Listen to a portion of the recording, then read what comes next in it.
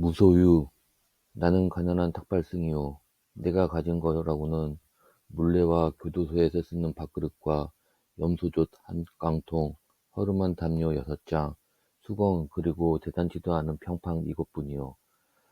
마하트마 간디가 1931년 9월 런던에서 열린 제2차 원탁회의에 참석하기 위해 가던 도중 마르세유 세관원에게 소지품을 펼쳐 보이면서 한 말이다. K. 크리팔라니가 엮은 간디어록을 읽다가 이 구절을 보고 나는 몹시 부끄러웠다. 내가 가진 것이 너무 많다고 생각되었기 때문이다.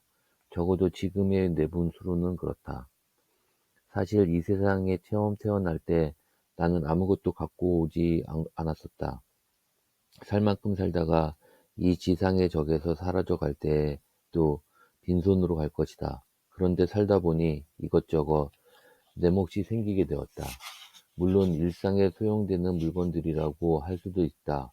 그러나 없어서는 안 될 정도로 꼭 요긴한 것들만일까?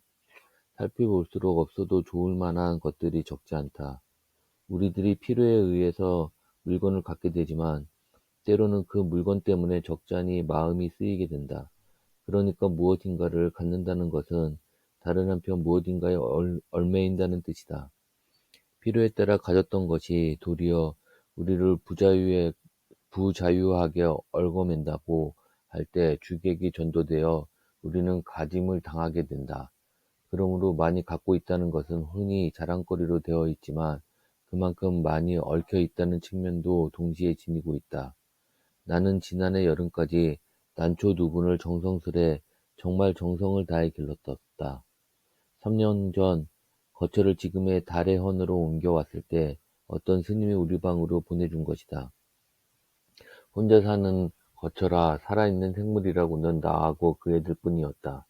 그 애들을 위해 관계서적을 구해다 읽었고 그 애들의 건강을 위해 하이포넥스인가 하는 비료를 구해오기도 했었다.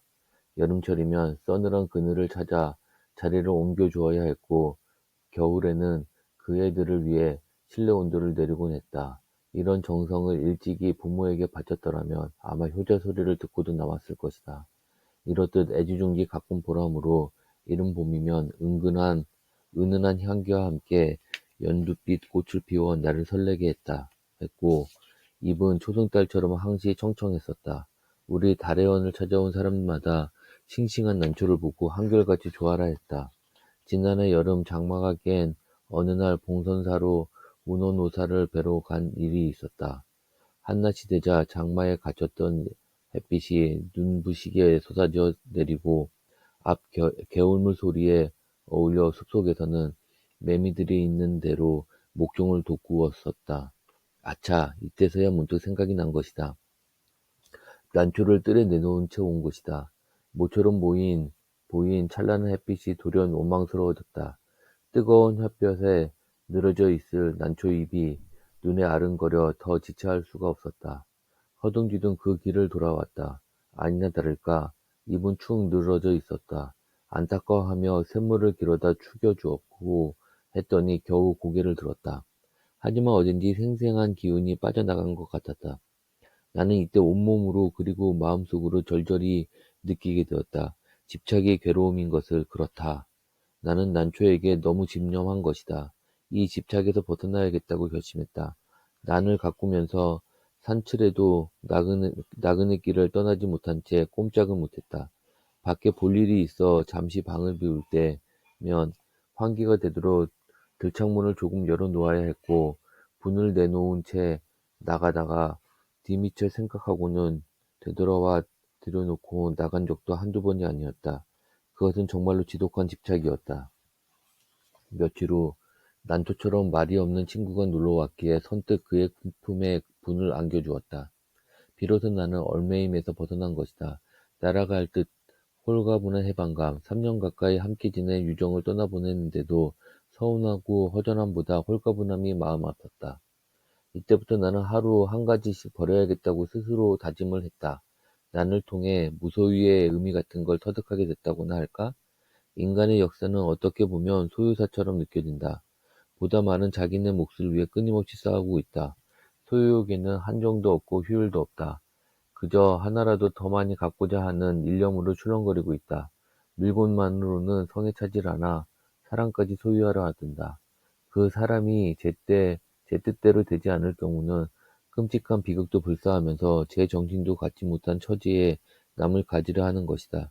소유욕은 이해와 정비례 한다. 그것은 개인뿐 아니라 국가 간의 관계에도 마찬가지다. 어제의 맹방들이 오늘에는 맞서게 되는가 하면 서로 으르렁대던 나라끼리 친선사절을 교환하는 사례를 우리는 얼마든지 보고 있다.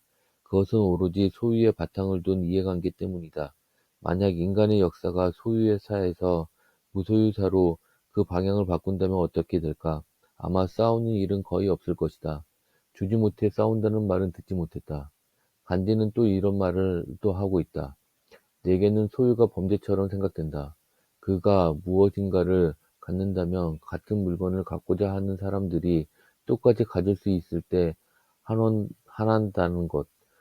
그러나 그것은 거의 불가능한 일이므로 자기 소유에 대해서 범죄처럼 자책하지 않을 수 없다는 것이다. 우리들의 소유관념이 때로는 우리들의 눈을 멀게 한다. 그래서 자기의 분석까지도 돌볼 새 없이 듣는다. 그러나 우리는 언젠가 한 번은 빈손으로 돌아갈 것이다. 내 이 욕심마저 버리고 홀홀히 떠나갈 것이다. 하고 많은 물량일지라도 우리를 어떻게 하지 못할 것이다. 크게 버리는 사람만이 크게 얻을 수 있다는 말이 있다. 물건으로 인해 마음을 상하고 있는 사람들에게는 한 번쯤 생각해 볼 말씀이다. 아무것도 갖지 않을 때 비로소 온 세상을 갖게 된다는 것은 무소유의 또 다른 의미이다. 우리는 너무 많은 것을 현재 갖고 있지 않나 생각하고 너무 집착 속에서 스스로를 얽매이면서 힘든 삶을 살고 있지 않나 한번 반성해보는 좋은 글귀였습니다. 다음에 좀 더 좋은 글귀로 여러분께 다가서겠습니다.